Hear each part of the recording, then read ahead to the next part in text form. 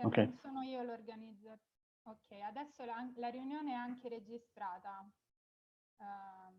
Okay, so let's switch to English. Yes. Let's switch to English. Someone asked for the registration of the... Okay. Okay, very good. I think we will start with my short introduction of a speaker who probably does not need to be introduced because he is very famous, particularly on these topics that he will be lecturing to us in because he will be speaking to us about sustainable energy transition and overview. Professor Marzio Galeotti, whom I have the honor to have known for several decades, is now professor of environmental and energy economics at the University of Milan. He holds an MPhil and a PhD in economics from New York University. He was the founder and the first president of the Italian Association of Environmental and Resource Economists. He has been an expert reviewer of the Intergovernmental Panel on Climate Change, the famous IPCC, and the coordinator of the Climate Change Modeling and Policy Research Program of the important research foundation Fondazione Enrico Mattei in Milan. He has published extensively and in scholarly journals and with international publishers, and actively participates to the policy debates through media interviews, comments, and articles in newspapers and magazines, and speeches and presentations in non-academic public events. Today, he will speak for between 30 minutes and 40 minutes, I suppose. And then we will have a question and answer session. Professor Galeotti is very well known also in at world level, particularly in the last few years. He has been partnering with important institutions in the Arab world, and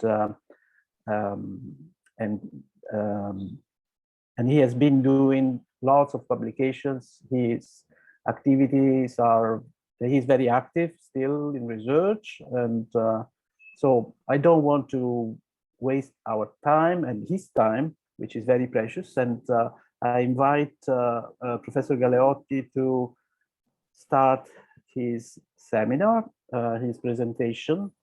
Marzio, the floor is yours. Thank you very much. Good morning to everybody. It is a pleasure to having been invited to give a talk here. And it is also a pleasure to have been invited by a good friend and colleague, Giovanni Ferri. I used to call him Nane because we have been friends for a long time. We also share if I can reveal it the future because we hear towards sustainability at some point of our career. And ahead of the fact that sustainability is now the dominant issue in the international affairs. But having said that, I'm also pleased because the audience I'm talking to comes from regions with which I have some familiarity because I've been visiting some. Marzio, we can hear you only now and then. Can you please bring your mic closer to your mouth? Like this? Let's try. I was saying that, is it better? It is coming and going. Can you try? Would you want to try without headphones? Maybe the headphones are. I thought it was better, but let me find out. Can you hear me? Can you hear me now? Much better, thank you. Much better. Okay, sorry about that. Sorry about the technology. I thought it was an improvement, but it was not. I was saying that it is also a pleasure to talk to people who come from a region with which I have some familiarity, because I've been visiting an international research center in Saudi Arabia for the last 3 years. And I've been in touch with you know, people issues and concerning the energy, environmental, and economic aspects of some of those regions. But as was requested, my talk will be, you know, we'll have a global view, not a local or a regional one. And I was requested to talk about the sustainable energy transition, and I took literally the title, because I will be talking briefly about what is a transition and energy, why energy, and what we mean, or we're supposed to mean by sustainable. So let me start by my talk by sharing my screen. I hope you can see it. Let me see. Can you see it? Yes, we can. Yes. Yes. Okay. Let me put the full screen. Is it good? Yes. Good morning. Okay. Yes, it's good. So that's the title of this presentation, and I will start immediately with an outline just to give you an idea of what are the main aspects that I want to touch upon. First of all, we would like to briefly define what is the energy transition, a term everybody is talking about these days, together with some other keywords like decarbonization, net zero emissions, and the like. What is the second point is that I want to briefly illustrate what we mean by energy systems. And thirdly, I want to argue that there is not a single energy transition, but there are many. And in the history, in the past history, there have been more than one energy transition. But this time, there is something different. And the difference with respect to the previous transitions has to do with this word, decarbonization, but what we mean by decarbonization. I will very briefly, at the cost of saying something that is probably very familiar to everybody, briefly mention a few aspects, key aspects of the climate change problem, of the climate change issue. Just to then focus on what is implied by energy or transitions, or what an energy transition implies. And I picked in particular an illustration of the so-called net zero emissions scenario. I don't know whether some of you is familiar with this, but recently the International Energy Agency, together with some other research center of oil companies, have been looking at scenarios entailing going to zero emissions at some point in time, and what that implies and what that means, in particular in terms of costs and benefits of this huge transition. I will conclude with some open questions. So this is my outline, and then I will start by trying to define very simply what is an energy transition. Is a change, presumably radical, significant, not just a small change, from one state, the current state, to a new one. And the attribute energy means that the change I'm talking about refers to the change in the energy system. So we are moving from the current energy system. Obviously, there are many energy systems. Each country has an energy system that may differ from that of another country. But you know, with the global view, I can talk about the energy system, and the transition entails moving to a new one. And the new one has, or we want it to be, sustainable. It is more complicated to define precisely what sustainability, what we mean by sustainability. It's a more evanescent concept, because many people talk about sustainability with alluding to different aspects of it.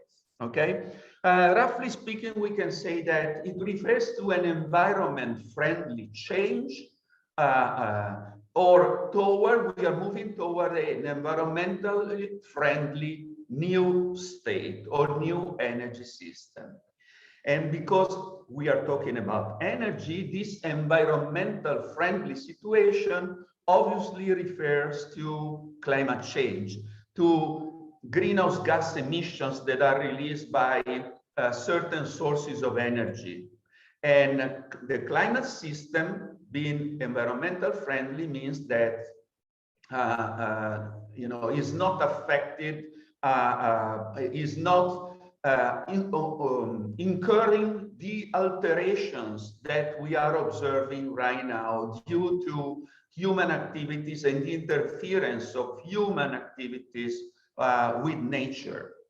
Okay, so that is my definition of the title and of the topic that I want to touch upon briefly. So let me spend 2 words on the issue of energy and energy system by reminding ourselves, all of us, that energy as a fundamental dimension is the engine of economic growth, and therefore is the way to deliver prosperity to people, to society, to individuals. Not forgetting that there are a few aspects that are that are important and are related to prosperity and economic growth, which is let us remember the one dimension of poverty is energy poverty, the lack of access to energy.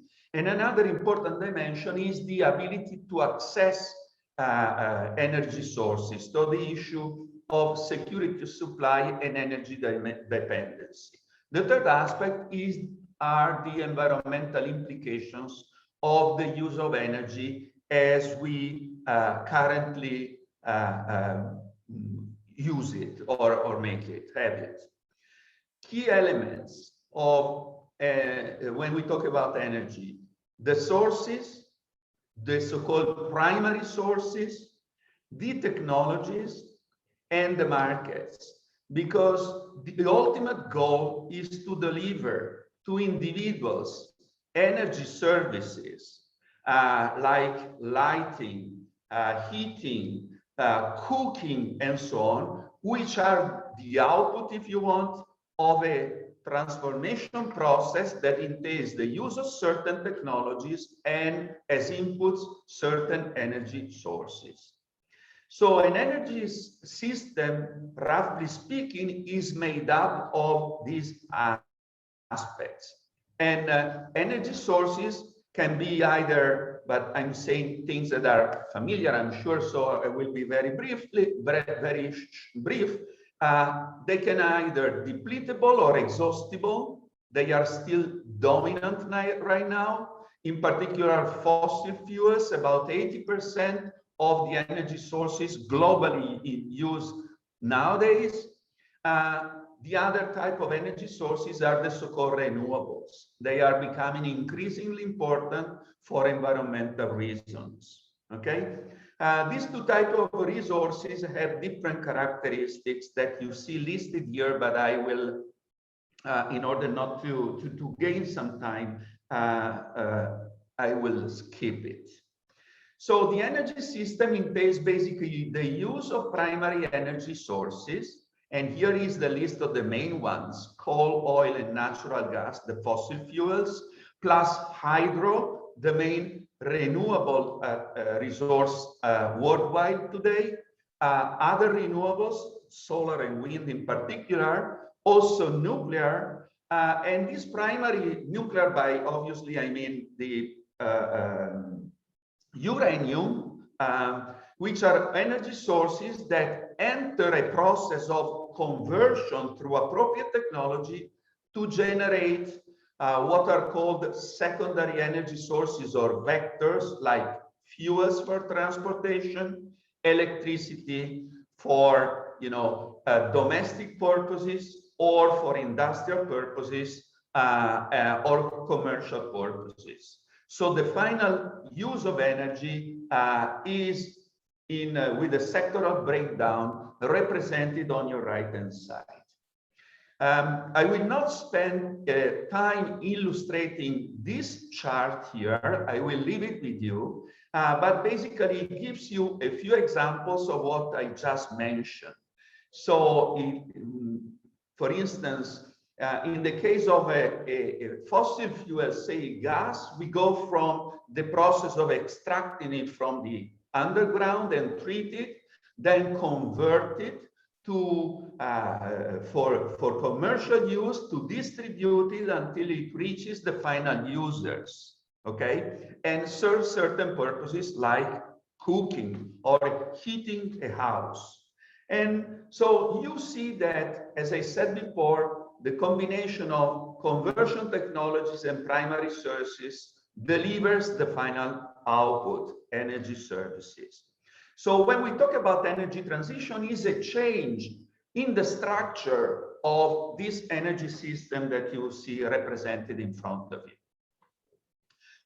This just gives you an idea of the current flows. It refers to 2012 globally in terms of relevance, quantitative relevance of the various primary sources and where they end up to.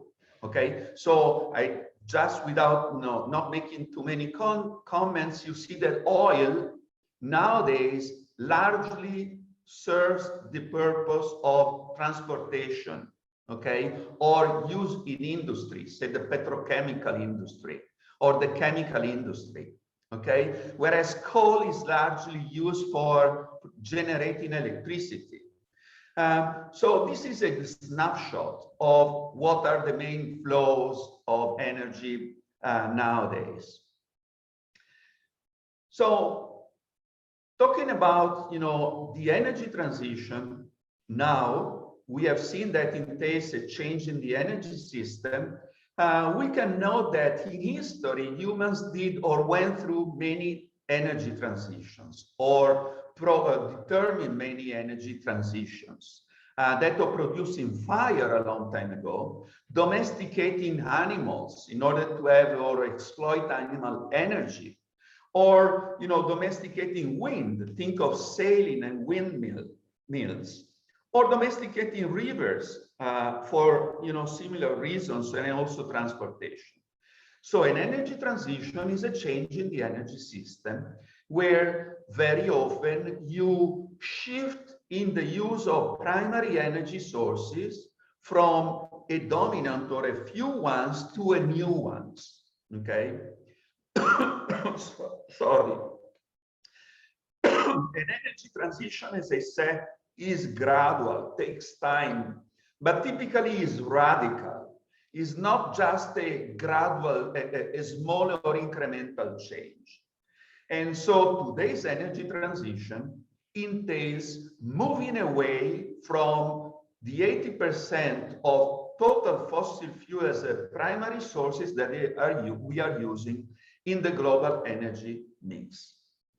Okay, but obviously, as I said, many energy transitions occurred, and they were characterized by different degrees of penetration, different times or speed of the transition. And here is an example of what the situation was and what it is now.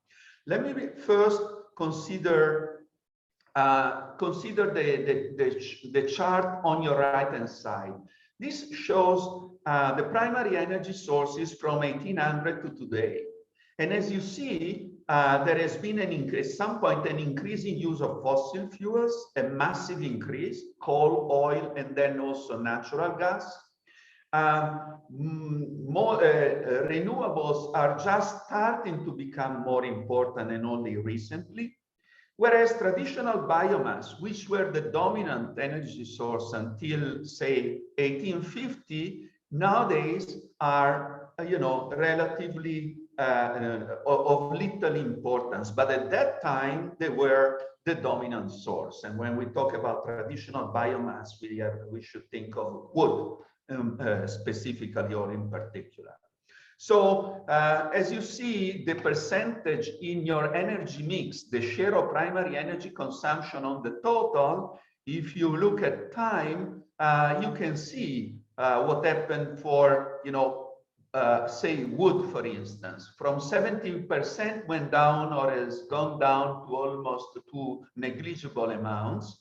We have seen an increase, massive increase of coal, which has been then diminishing after the 1950 because it has given room to oil, which has become more and more important. Why? Because of characteristics and features of these energy sources, given the use that we wanted to make. So, for instance, the increasing penetration of transportation of the combustion engine called for an increased use of oil.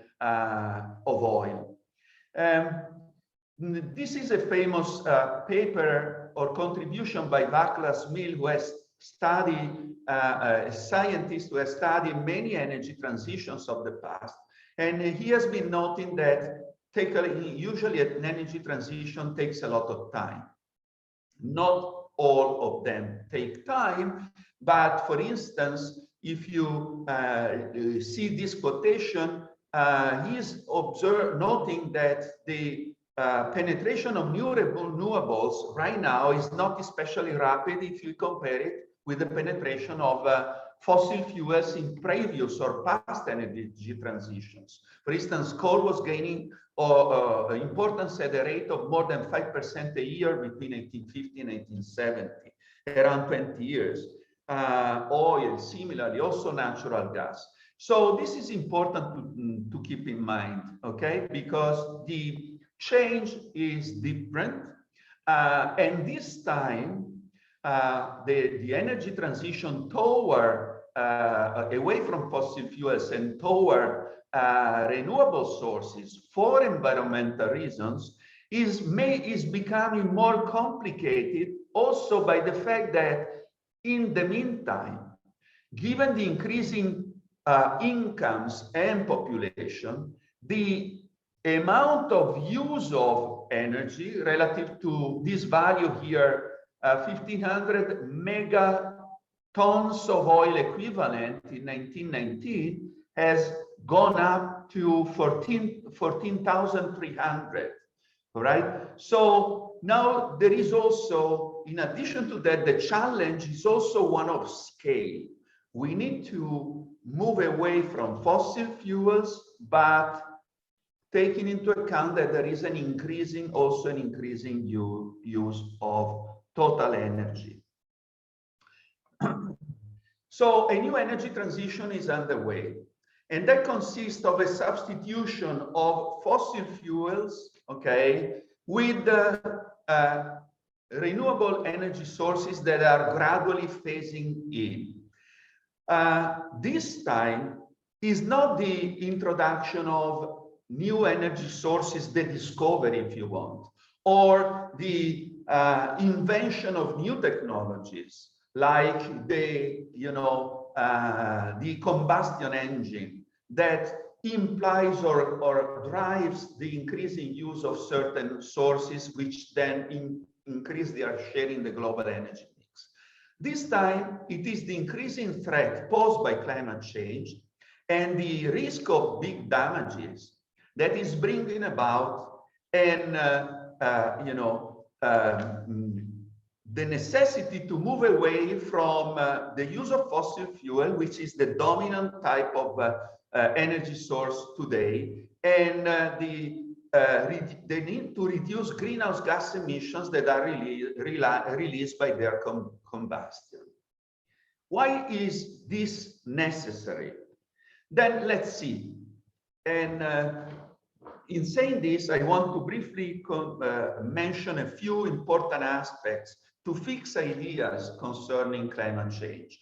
We can think of a situation of what is called global warming or the atmosphere as a bathtub, okay, where some water gets in and some water gets out. The water that goes out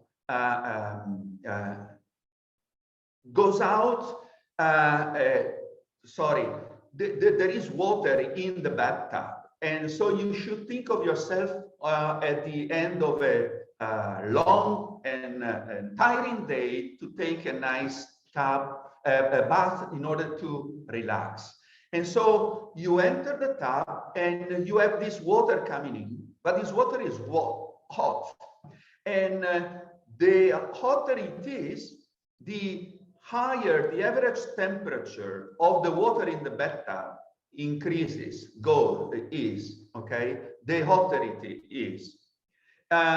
So what was supposed to be a nice and relaxing bath becomes very uncomfortable. And that is the case of our atmosphere, because we are pouring, so to speak, increasing emissions of fossil fuels from burning fossil fuels that are not enough absorbed by the so-called natural sinks, oceans and forests on the other hand, with the result that we have an increasingly hot atmosphere. So here is the story to put some economics in it, okay? And where do we start? Well, we can start from GDP. The production, as we know, is the amount of goods and services that are produced by an economic system. Presumably, there is some debate about it, but I will not enter that. The more goods and services are available, the higher is our welfare. So more economic growth entails more prosperity, but economic growth entails the production of goods using certain inputs like capital and labor, the other inputs, land, if you want, or soil, and in particular, energy sources. These energy sources we have seen can be either renewables and fossil fuels. To the extent that we use fossil fuels, we generate greenhouse gas emissions, which accumulate in the atmosphere, adding to previous emissions, and therefore determining an increase in greenhouse gas concentrations. And it is the increased concentration that prompt alterations in the current climate system that determine a thermodynamic response, entailing increasing temperature and other climate alterations. And these alterations in climates bring about the so-called climate impacts or damages that inevitably feedback or act as a backlash to our own activity, because they influence directly our own welfare or affect our ability to generate enough economic activities. We have seen sinks, I just mentioned them, they took out some emissions so that they control to some extent concentrations. The other two elements in this chart are the type of climate policies that we can put in place in order to try to control this process. And these are mitigation policies like carbon taxes, which aim to reduce emissions where they are generated. Okay, so they want to cure the problem where it originates.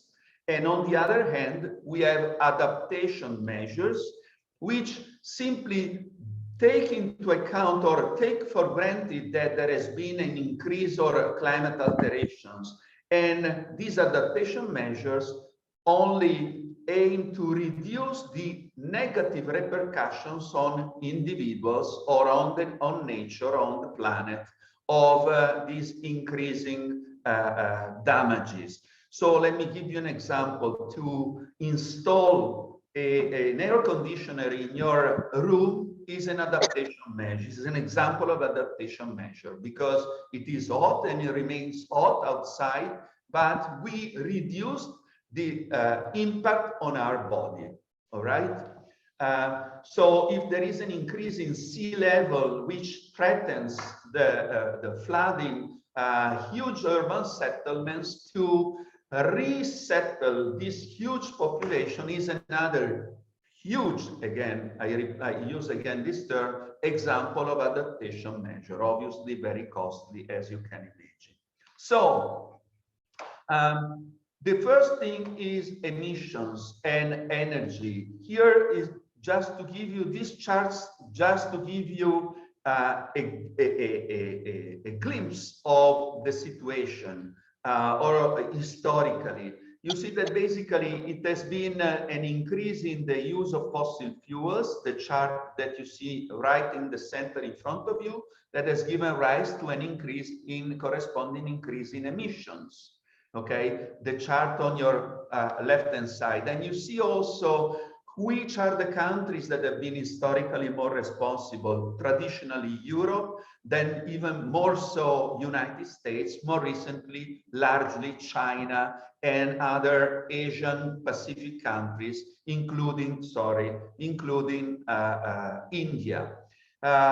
The historical behavior of total emissions is on the right-hand side chart, which I put here because it starts from 1900, and you see also the impact of COVID, that little red dot, together with some small temporary decrease due to certain global shocks like the financial crisis in 2008, 2009, but then emissions recovered and they went up again. And you know, the initial signs of the behavior of emissions shows that the recovery after the COVID or the current recovery is bringing emissions up again. So these emissions prompt a number of alterations, as I said, in the climate system, including global warming temperature, but also sea and ocean level rises, acidification of oceans responsible for the death or the bleaching of the coral, of the Pacific coral, the reduction in the ice cover, especially in the Arctic, or the snow cover on the alpine territories, a change in the patterns of rainfalls and precipitations, and increasing droughts and desertification, an increase in the intensity, the power, and the frequency of extreme events like cyclones, hurricanes, typhoons, tornadoes. We have seen recent examples, fires, heat waves, and much more. So the outlook is not especially good, and these climate change alterations determine impacts that affect the agriculture and food security, ecosystems, both terrestrial and freshwater, coastal zones and marine ecosystems, human settlements, insurance and financial services. Insurance industry was the first one to fund the research on climate change, as you can imagine, health and healthcare systems, even national security, because conflicts can break out because, you know, disagreement or fight for the availability of water resources that are depleting due to the warming of the planet. Europe in particular is going to be affected by reduction in snow cover, alteration in precipitation, impacts on agriculture, on forests, and fishing. What is important to remember is that these damages or impacts, to the extent that are avoided, can be qualified as benefits from climate policy. So the purpose of a climate policy is to avoid these damages, okay? And every action that avoids these damages therefore generates benefits to society. But what is important to remember is damages are differentiated across the globe, both across sectors. They do not affect sectors of activity in the same way, do not affect the world regions in the same way, and the map you have in front of you is pretty, you know, clear and evident. And the third aspect that is, you know, is one of the main tasks of climate economists is to attribute a monetary dimension to the damage assessment, because without a firm, you know, as precise as possible quantification of costs and benefits of climate change and of climate policies is difficult, you know, to inform policymakers. Sorry, Marzio. Yes. If you can go back to the previous map, since we have people from Lebanon, Tunisia, and Egypt, and it is kind of difficult to distinguish whether their countries are medium or high in the map. Since you have the source, maybe later, can you specify how is the situation for their countries? For their countries, well, I think I can reply saying that in general, the situation of climate damages for, you know, the MENA countries is a serious one. The most problematic areas are the sub-Saharan African countries, which is the most vulnerable and at the same time the least responsible for what is happening. But still, mostly because of, you know, aspects concerning the water availability, and agriculture, countries like Tunisia, like Lebanon, and like Egypt are seriously affected. You can see the map is high level of damage estimated by you know, in this chart, and this chart refers to the work of the IPCC, the Intergovernmental Panel on Climate Change. Okay, I don't know if it is enough, but we can come back later. Thank you. So I was saying that the other important feature that you need to bear in mind when thinking of climate change is the fact that it is a long-term phenomenon. Most of the damages are not the one we're starting to see now, but will take place quite far in the future, toward the end of this century and beyond. So they will affect mostly future generations, okay? And very long-term damages. And because it is very far in the future, a lot of uncertainty is associated with these events and with these damages.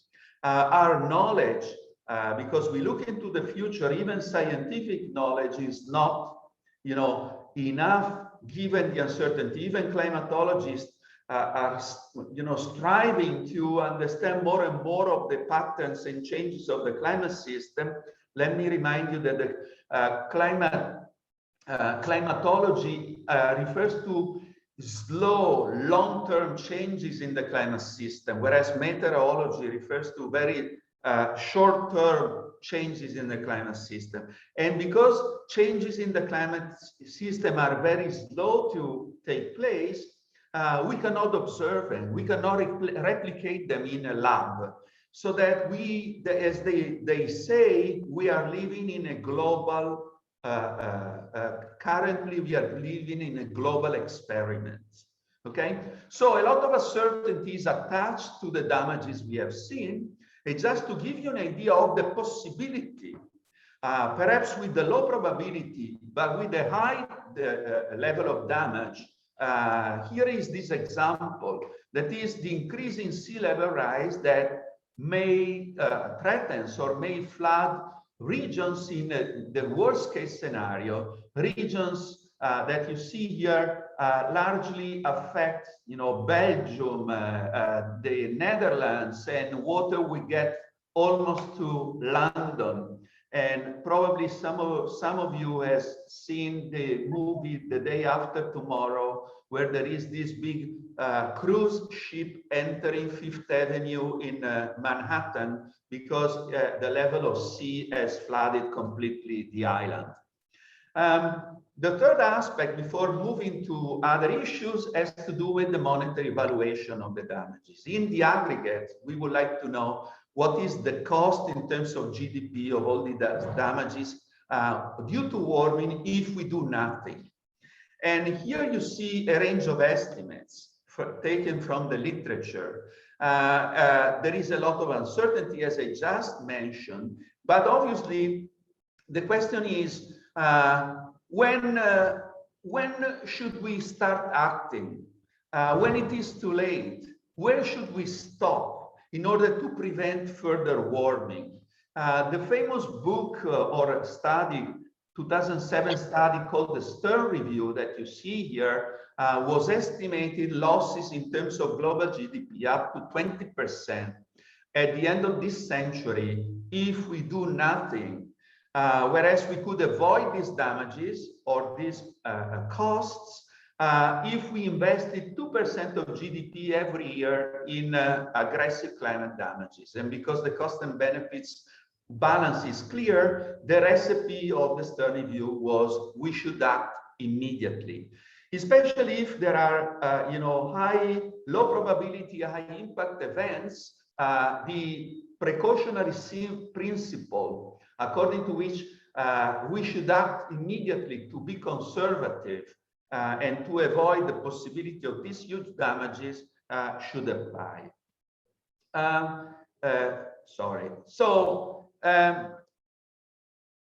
Obviously, many countries, many policymakers, many people, many individuals perceive the climate policy and the need to reduce emissions that should bring about, the benefits that I just mentioned as a threat to economic growth and the possibility of increasing prosperity, as we have witnessing historically for the last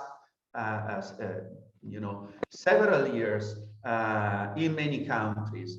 And as you see, the dilemma here, or what is presumed to be a dilemma, entails the fact that increasing GDP, look at world GDP over the last 2 millennia on the right-hand side, determining an increased use of energy, coupled with an increased population, putting more pressure on the planet, have determined a dramatic increase in CO2 emissions.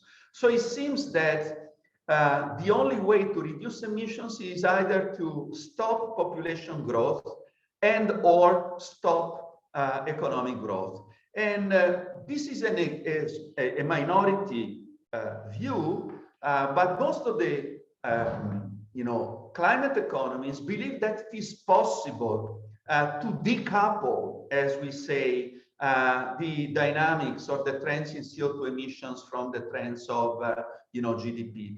And if you look at the chart for the world, starting from 71, you see that according to historical data, that has been possible. Where is the problem here? The problem is that the coupling is not enough. We need to bring down emissions, not to reduce the speed of increase relative to GDP. So we need to do more, all right? So we need to move from a relative decoupling to an absolute decoupling. Is it possible? Well, as I said, the answer is given by science, and the policy response, science says we should stop as much as possible, as soon as possible, emissions. The policy response has been, the energy transition, move away from fossil fuels, limit temperature increase, stabilize carbon concentrations. And the way to do, or know where to go and how to do it, relies on scenario analysis. When it comes informed by scenario analysis, then the policy response should be international agreements like the Glasgow COP26 meeting that is going to take place this November, where there are high expectations, or the Paris Agreement. In other words, international policies or agreements on policies designed or finalized to curb CO2 emissions through appropriate uses. The policy response has been, roughly speaking, at the international level, the one that you see reported here. I don't want to spend time here because time is running faster than I would want. But basically, there are a few milestones, like the release or the definition of sustainable development with the Brundtland report in 87. In 92, we have the first international summit devoted to climate change. In 1997, we have the first international agreement to reduce emissions signed in Kyoto, the Kyoto Protocol. more importantly is the Paris Agreement in 2015. This is the current international agreement on climate change that is still operational, underway these days. Here you have some important dates, but I will let you have a look when you see this chart. So science, the IPCC says that we should, in order not to see a change in our usual economic and social activities, the ones we are used to, okay? We should try to limit the increase of global temperature to 1.5, 2 degrees relative to pre-industrial levels. End of the 1700s and mid 1800s. Okay, so if we are able to keep that within that limit, then probably we do not have a complete change, and we do not enter unknown, uncharted territory. The more recent report was a special report released in 2018 by the IPCC, was noting the global warming is increasing or progressing faster than we thought. So it recommended to, as a precaution, to keep temperature increase to 1.5. And related to that, in order to ensure that a temperature would not go beyond that level by the end of the century, is suggested to go to zero net emissions by 2050, what is sometimes referred to carbon or climate neutrality. The two things are not the same, but I will not elaborate upon that.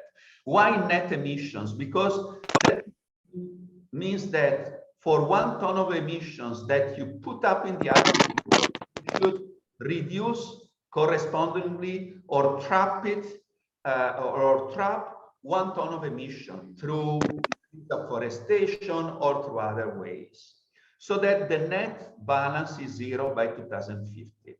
Okay, relative to the previous report in 2014, so we are now suggesting to be stricter and faster and more effective in climate policy.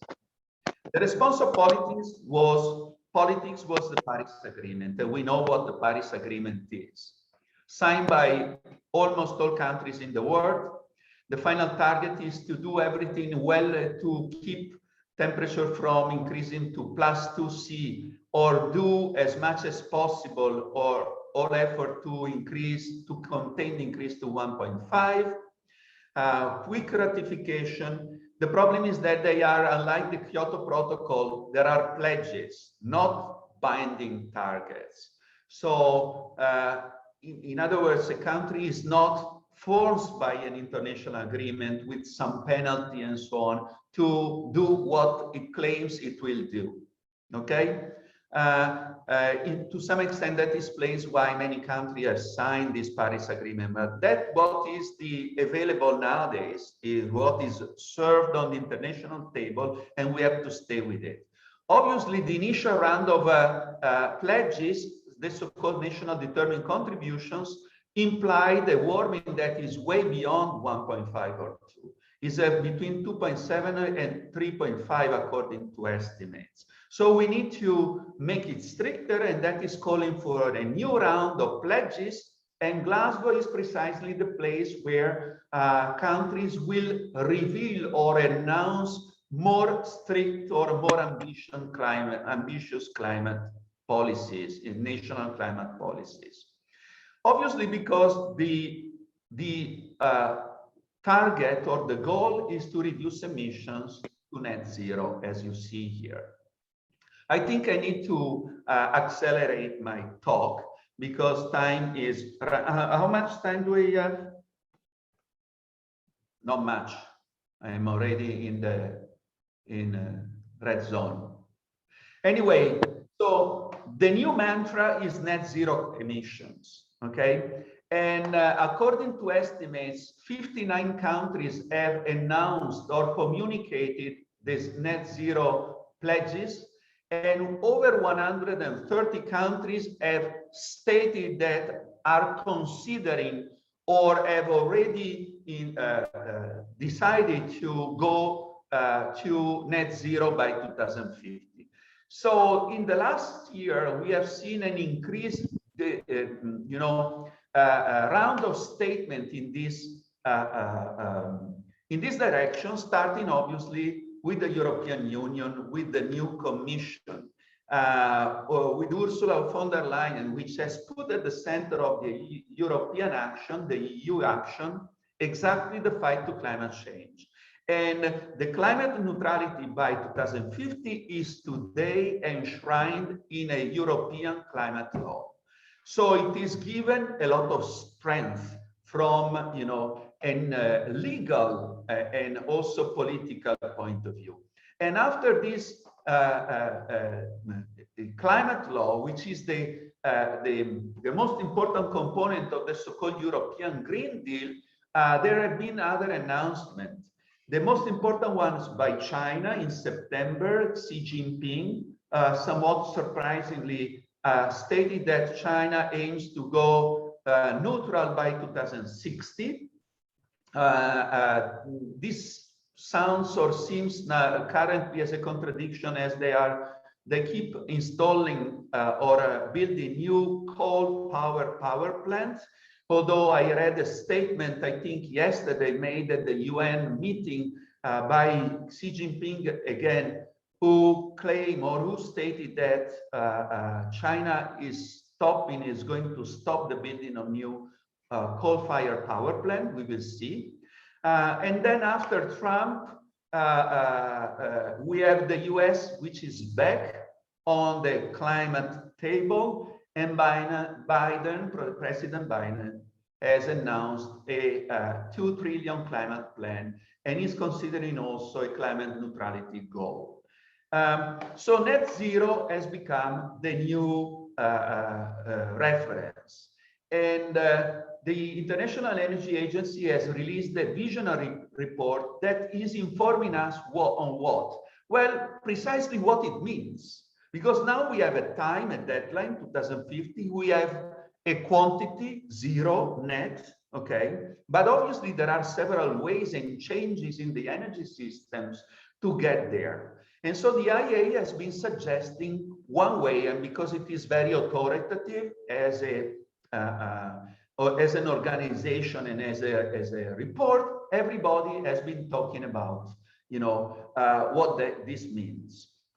So now let me show you a few charts of what that means. It means going down to zero in terms of CO2 emissions, and that entails a dramatic change in the use of primary energy sources. In particular, we have to phase out completely coal and reduce significantly the use of natural gas and oil, according to the IEA, with a massive penetration and increase in renewable energy. Mind you, we are talking about globally, but whereas the use or penetration of renewables, perhaps in Europe or European countries, is important and significant, that is not so in some other parts of the world.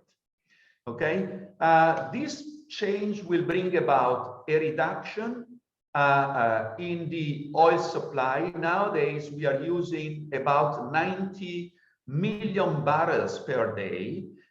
In the new net zero emission, it will go down to 20. And that has somewhat scared oil producing countries. Well, not somewhat.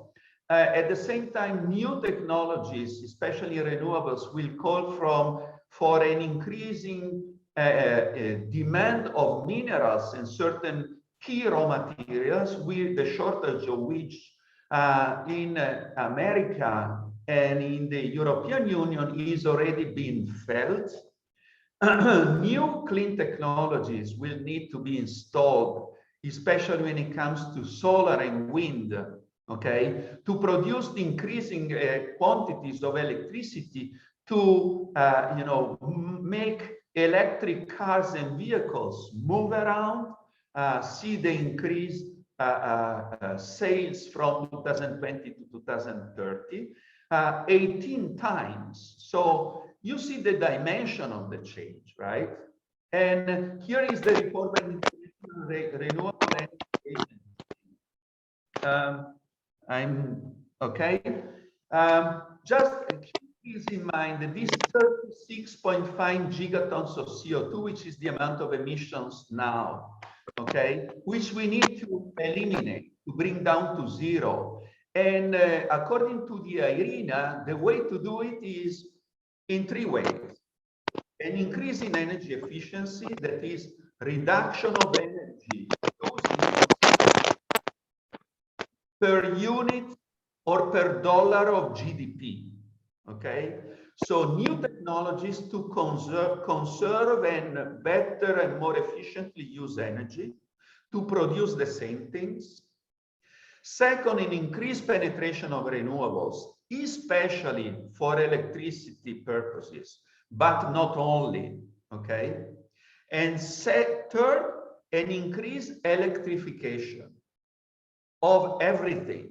So in the future, we will be heating our housing with electricity, okay? We will be doing many things with the use of electricity, obviously generated from renewable sources. And then let me draw your attention on the increasing role of hydrogen, because there are sectors of production like cement, steel, and so on, where you need a very high, extremely high temperatures that can be more efficiently produced by hydrogen as opposed to electricity, or in some instances, electricity cannot be used, like in cement production. So we can foresee an increasing use of hydrogen. In the developed world, but not only, for instance, in other countries, governments are adopting hydrogen strategies because they are seeing that hydrogen is going to become extremely important in the new energy system during the energy transition. And there is a debate right now between the so-called green hydrogen produced with electrolysis, that is, water and the use of renewable sources, which has zero emissions implications, and the so-called blue or gray hydrogen, which is steam reforming technologies, which use natural gas. Depending on whether the CO2 generated by the burning natural gas or the use of natural gas, is trapped or not, you have the distinction between gray and blue hydrogen.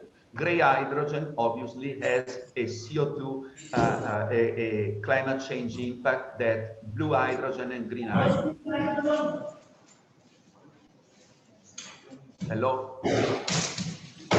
I see somebody who has not muted himself or herself. In any case, let me show you, this is quite effective because relative to today, in 2050, the new energy system will change dramatically. Look at the role of electricity or direct electricity, 51% against 21.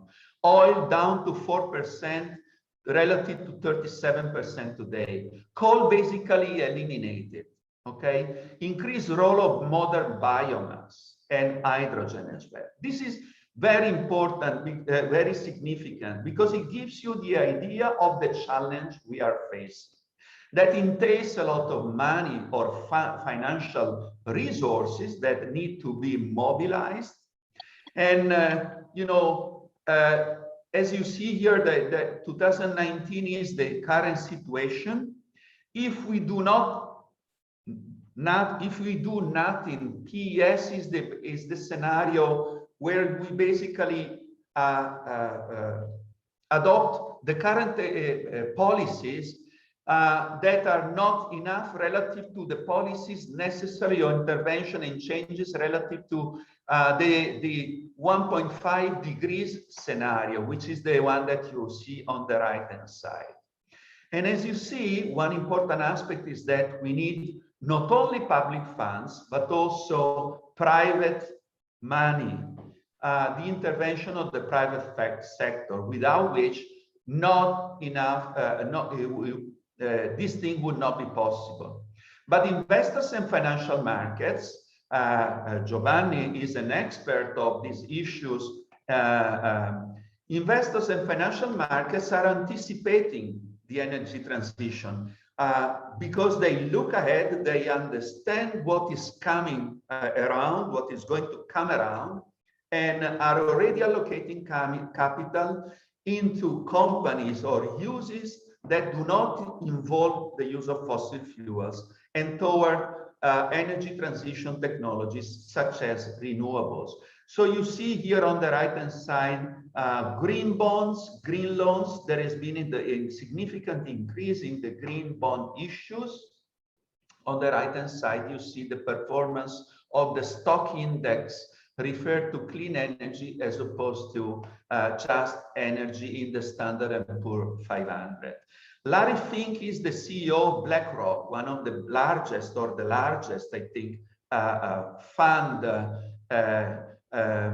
investment fund, who has been known to be, the foreman or at the forefront of this drive towards sustainability. Today is the top issue for investors, has been reported to state. What are the benefits? Now I'm going to accelerate. And let me just state that every $1 spent on energy transition should yield between $2 and $5, according to IRENA. Where do they come from? Well, they come from energy savings and from avoided damages from climate change, appropriately monetized. Let me just stay with this. But in terms of differences in GDP relative to a business as usual scenario, I invite you to look at the solid red or violet line here, where you see that the difference is, in terms of GDP, especially in the first decades, is going to be significant and remains positive. Okay, even more so if you take into account climate damages relative to the case or to a scenario where no climate damages are considered. And obviously, something we are all interested and sensitive to is what does that imply in terms of employment, jobs, okay? And looking at energy sector, so not all employment, the energy transition is going to produce an increase in sectoral jobs, You see here in the higher bar of this graph on the left-hand side, okay, broken down by types of sources or broken down in terms of stages of production of the value chain, okay, especially manufacturing, fuel supply, and so on. This is where most of the employment will come from. But at this point, it's time for me to stop. And I want to stop with mentioning just a few remaining questions. It is clear by now, I'm sure, that the magnitude of the challenge is dramatic, is enormous, okay? There are a few questions that, I leave with a question mark and I will not address. But one is, I've been talking about the energy transition with a global view. But obviously, countries differ in terms of energy mix, in terms of per capita GDP, in terms of many aspects, not only between producing developing countries and emerging countries, but even from the point of view of the fact that there are big consumers and big producers.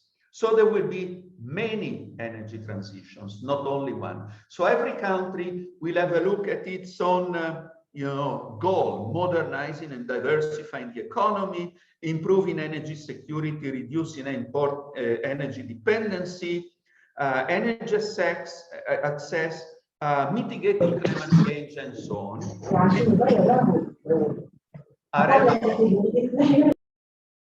Are evident or are apparent if you think of the G20 group.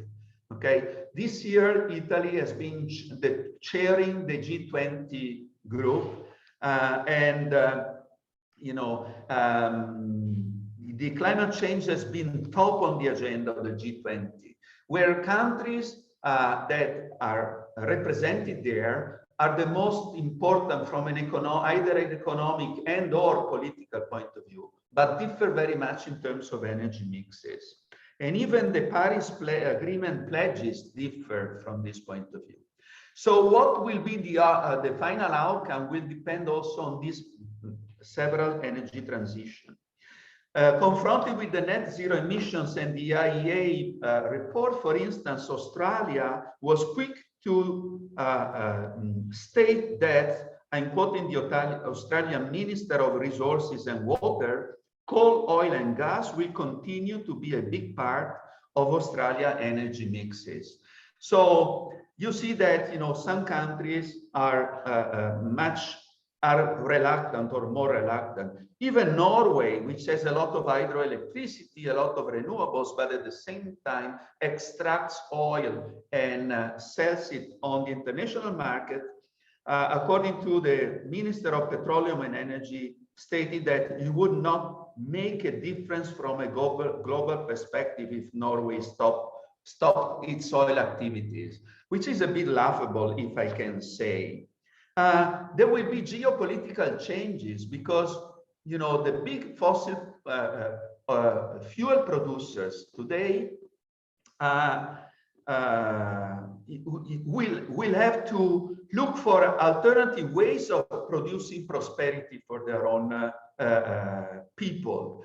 Let me mention here an example with which probably many of you are familiar. That is Prince Salman of Saudi Arabia, which has introduced the huge plan, called the Vision 2030 plan, according to which he plans or he wants to transform the Saudi economy and society toward a new situation with a reduced dependence of on the receipts from oil exports and increased manufacturing. He has opened up to tourism and so on. So he foresees a transformation in the economy that may be brought about by this energy transition we have been talking about. Renewables will be better distributed all over the world. And that is another important aspect that perhaps, or for instance, is important also for your own countries or for your region, which has, conditions for an increasing relevance of renewables. Renewables will also imply more decentralized energy systems and energy communities. So changes are going to be brought about even in the industry. We will see transportation. Everybody talks about, all transportation being electric, but remember, what about aviation? What about shipping, maritime transportation? These are also important aspects because all, goods and all trade, large chunk of trade goes by ship, okay? And so the type of energy that these ships or the type of engines will use in the new situation will imply important changes. And I already talked about the penetration of hydrogen. Still, barriers and obstacles remains, okay? Because, as I said, climate change is a very long perspective. It will affect mostly future generations, but decisions are to be taken now. A news lasts a few hours or one day. An electoral cycle or a political cycle lasts like 4 or 5 years. Damages and changes in climate entail centuries. So you see that the dimension of the challenge is very big and entails or takes an important dose of intergenerational altruism in order to be effective against climate change. One important aspect is also disinformation. Remember what Trump was saying about climate change, it was an hoax invented by China. At the same time, it is important also the preparation of the ruling class, because a large portion of the ruling class, not only the political one, but also managers or small size firm entrepreneurs, are largely unprepared to the challenge ahead.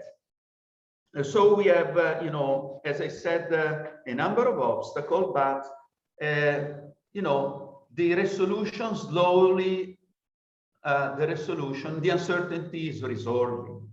Okay, we are increasingly, there is an increased perception by the public opinions and even the policymakers and the decision makers of what are the damages from climate change. And we know that quite well by now. So an increasing awareness by the public, an increasing awareness of the inevitability of policy intervention. Finance has understood this before, well before industry, that sooner or later policy interventions will become necessary, obviously with an eye to the distributed aspects, okay? Because, you know, these damages sorry, climate policies will affect in a different way people depending on their income. So we need to mitigate the impact of climate policy on low-income communities and people. That is very important. Otherwise, the intervention will not be successful. What if it is too late? Well, we cannot know that, okay? And, you know, there are optimists, those who are inevitably optimistic. Some other people are very pessimistic, at the point that they are already conceiving or thinking about last resort technologies, like, you know,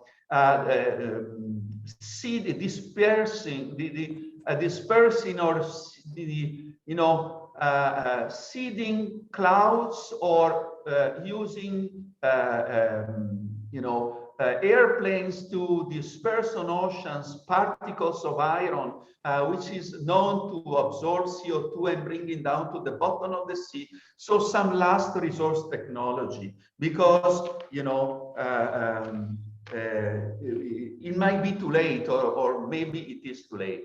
Let me tell you just one thing. These type of technologies are just being studied. We have no idea of their feasibility, and even more so of their cost. And obviously, a precautionary, a sane precautionary attitude cannot rely on this type of measures. We need to do everything, each one of us, to you know, cooperate, so that we are able to move as quick as possible and bring about to the end this current energy transition. Thank you very much. I finished. Thank you very much, Professor Galeotti. Thank you, Marzio. It was a great lesson, very inspiring to me, and I guess to all of our audience. The precautionary principle that you repeatedly invoked is very important. We have to be optimistic, but we have to be rationally optimistic. And I guess that probably some mix of different instruments, both in terms of traditional remedies and innovative remedies, can help us reverse the process. As it is clear from your presentation, over the last 200 years, we unleashed from underground a very nasty source of energy, which in moderate quantities would not provide serious damage, but on massive quantities, as we have done over the last 2 centuries, has produced massive damage.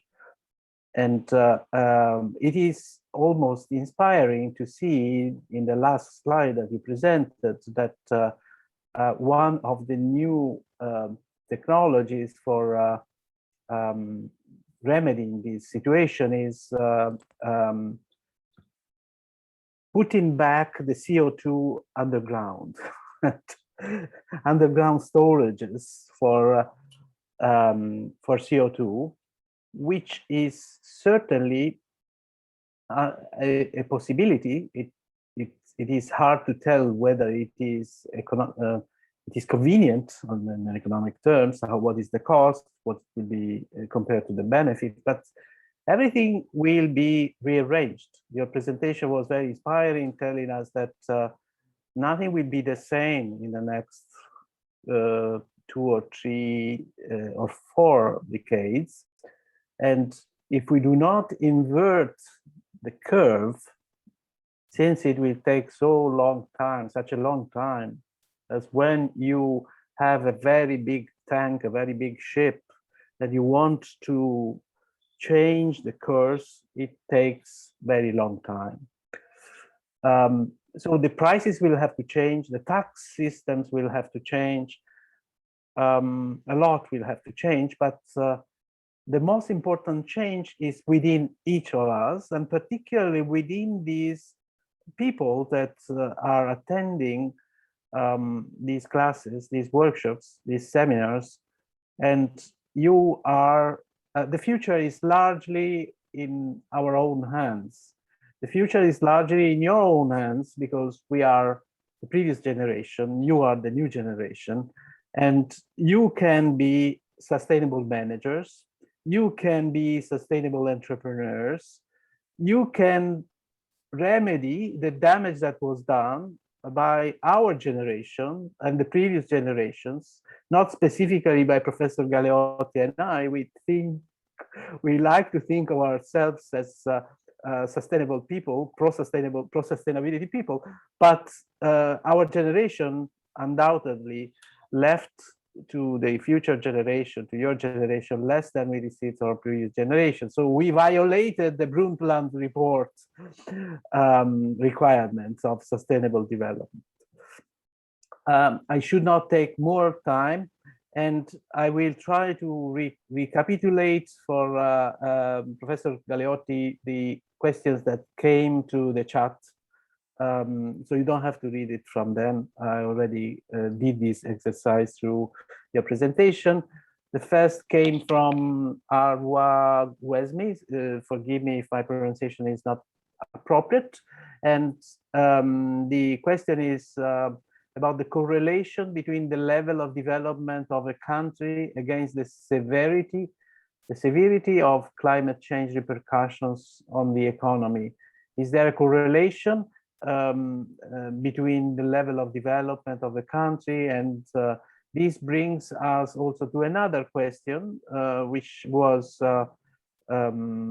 suggested by Dalia, and it was supported also by Ella, and it is about how serious is the problem of rich countries moving to developing countries, the most polluting industries, in order to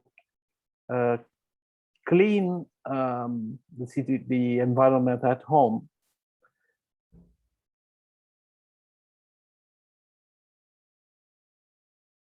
I have other questions, but I will raise them later. Okay, the first one was, if I understand correctly, the correlation between the level of GDP or of a country and the damages. Is that correct? Yes. Yes. Well, I'm not sure that the question is well posed, or I'm not sure I understand correctly the question, because there is a correlation, obviously, between the level of GDP and the causes of climate change, in the sense that to the extent that emissions are produced by energy sources that are inputs to GDP, there is a direct correlation. More GDP, more energy used, more emissions, and presumably more damages. But the amount of damages also depends on the vulnerability of the place where these damages take place, okay? So there are countries that are more vulnerable than others. It also depends on the level of, you know, the type of institutions, the level of technologies being used that can be put in place or that are in place that to some extent are able to reduce the impact of the damages of emissions and the damages. On the relationship between energy use and GDP, one important aspect that, you know, on which, you know, energy and environmental economists have been working on is to try to understand, if you remember, there was a chart that I showed you on the so-called decoupling, to understand if, you know, for every 1% increase in GDP, there is a 1% increase, corresponding increase in emissions. Because if that is the case, a country that is developing and growing in terms of GDP will always bring the generate increase in emissions. They will not start decreasing. And the answer is that there is a scale component, the sheer dimension of the economy that for sure entails more energy use, but also and also more emissions, but the type of energy due to intervention of appropriate policy may change, or there can be a substitution in this energy mix away from fossil fuels and increasing renewables, so that while GDP keeps increasing, the amount of emissions decreases because there is a decreasing share in fossil fuels.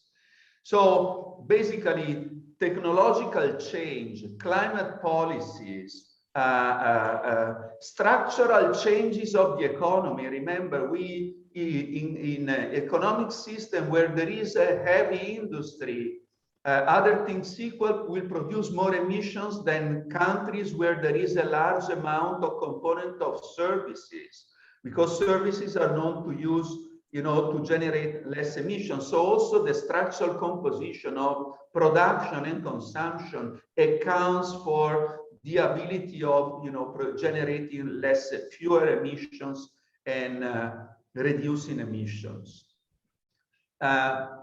So I'm not sure whether I answered this aspect here first. The second one was, remind me, Nanni? It was about what is the extent to which rich countries are transferring polluting technologies and industries to less developed countries. Okay, this is another important issue because it's sometimes called to, in the literature, economic literature, is sometimes called the race to the bottom, or, you know, environmental dumping. And it consists of the following. In countries where climate policies are put in place and are more severe, will increase the cost of production of certain activities, which will find it convenient to move abroad and to countries where there is a lax or a laxer or even absent climate policy. So that basically you export emissions, okay? This is a phenomenon that in particular has been considered when looking at the role that, or the type of economic growth that has been going on in China. Because in China there are many manufacturing activities, a lot of heavy industries that have been put there also because you know, instead of in countries where there were more aggressive climate policy, I can say that the evidence, the empirical evidence on this is not totally clear, it's not unambiguous, because the reasons why you establish an entire new activity abroad are not due only or simply to environmental reasons.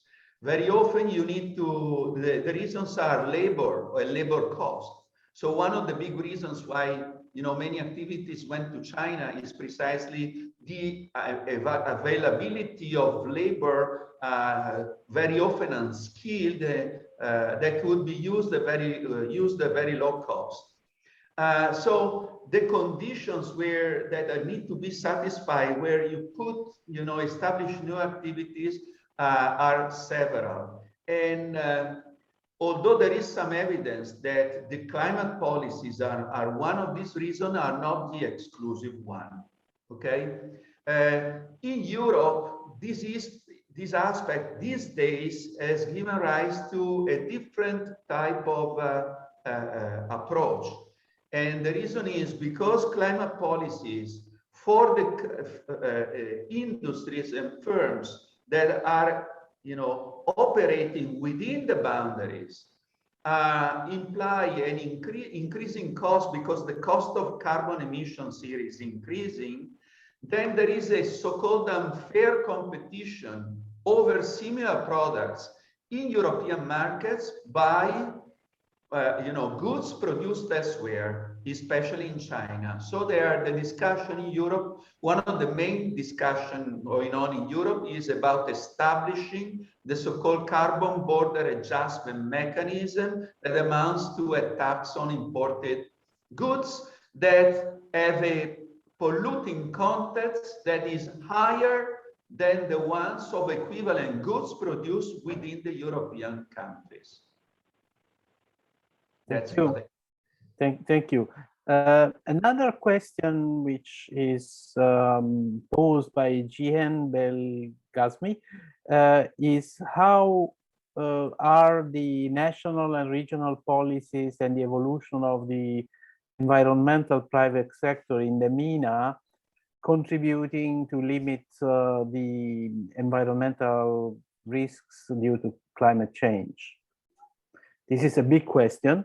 The environmental risks of climate change are not only related to energy, of course, but I would rephrase it in terms of the private sector involvement in the energy transition in the MENA. So the question has to do what is the role of the private sector in the MENA countries with respect to the energy transition? Yes, I would rephrase it like this. I think I do not know enough. Of those countries. I know something, but mostly related to the energy system.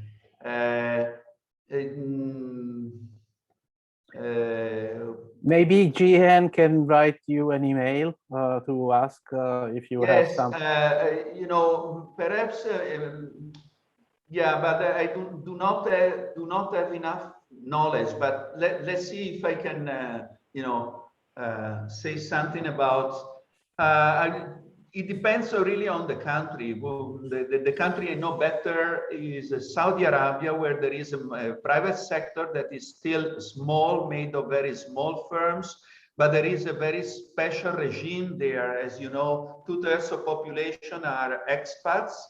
So policies are put in place in order to push the private sector to expand their activities. But it is a country where the role of the government,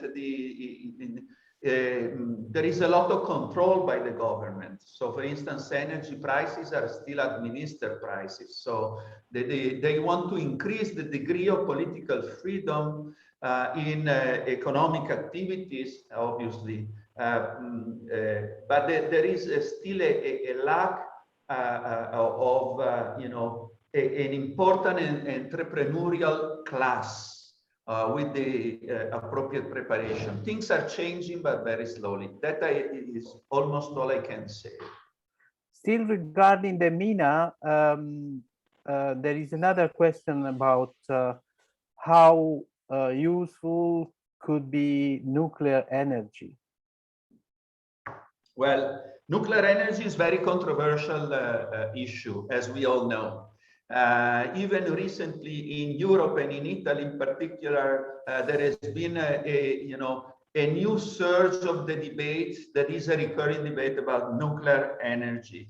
Also because there have been recent advances, discoveries actually. I don't know whether you are familiar with the fact that there has been some significant progress undertaken by MIT researchers on the fusion, nuclear fusion front. Okay, right now we are talking about nuclear fission is the current and the dominant technology.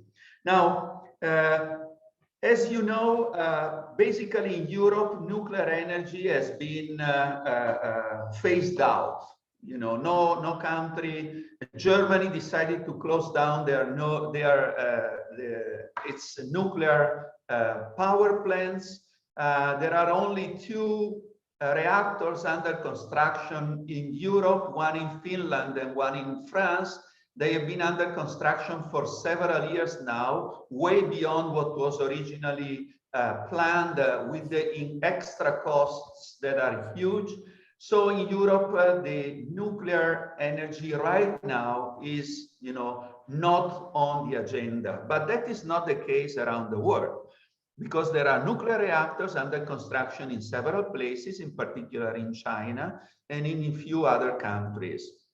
As far as I know, in the Middle East, there has been some discussion, and forgive me if once again I refer to Saudi Arabia, because I know that Saudi Arabia and the United Arab Emirates have been planning to construct a nuclear power plant. I don't know whether they, still it is at the stage of discussion. And obviously here the idea is to be able to produce electricity without having to use oil. Because even in those countries that are oil rich, they understand that sooner or later oil will remain underground. Obviously, we do not know now. They want to do it very slowly relative to what perhaps other countries like, more aggressive on the climate front would like to, but they start to understand that there will be, a decrease in the demand for oil internationally. So they start preparing for the possibility of building some or having some nuclear energy in those countries. Clearly, in those countries, the type of reactions from the public opinion is very different from what we would have or we have in Italy. In Italy, we had 2 referendums whereby citizens refused or decided to exit, to get away from nuclear energy. That would be inconceivable in those countries, or at least the ones I'm talking to. So it really the type of political acceptability of nuclear energy is not an issue, or is less of an issue in certain countries relative to others. But as far as I know, they are still considering planning to understand where it is useful to put it, because we know that several conditions need to be satisfied. For instance, the availability of large amounts of water to cool the reactor and so on. So to know where to put it. I know that also plans are nuclear. There are plans for nuclear plants in Russia, and to some extent, I do not know much more, but to some extent, the issues that I just mentioned hold also for Russia, obviously. That's what I can say. Thank you very much. Thank you very much. There are some other questions, but I suppose most of the questions were answered. And unless you want to answer this last question, most countries in the world have embarked on an energy transition under the dual influence of the realization that fossil fuels are a limited resource. However, long supplies might last, and more recently, the growing awareness that they are adversely impacting the planet's climate. But what does an energy transition actually entail? I mean, this would bring us back to the beginning of your lesson, and I suppose. Well, I thought I illustrated what it entails an energy transition, but I said, you know, let me put it just in a single sentence. You can think of the future. Which future, when it is still unclear? As I saw, net zero emission has put a time tag, a time deadline, all right? But think of the end of the century, if you prefer, a situation where energy will come basically in two ways or in two forms: electricity, hydrogen, period. What does it entail? Well, it entails a radical, dramatic change. Whether we are going to be able to bring about it, how much money it is needed, which are the countries and the industry that will, you know, be successful, will rise, and which will be those that will fall, you know, is a matter of speculation, or we can discuss about that. And, you know, also political acceptability. But that is basically the bottom line. Thank you very much, Marzio. Thank you very much, Professor Galeotti. This seminar was very enlightening to me, and I hope to all of our students and trainees. And what I liked the most is the fact that you described not only the perils of the challenges of the transition, but also the opportunities, in the sense that you clearly showed that there is a net benefit in the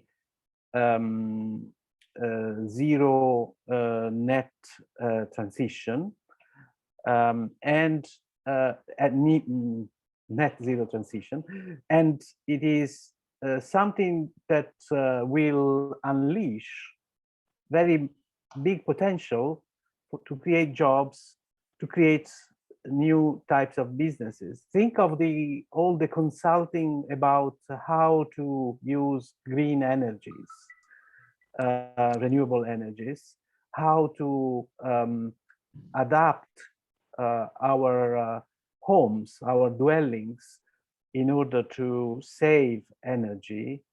And that is providing new jobs, new types of activities. So think of that.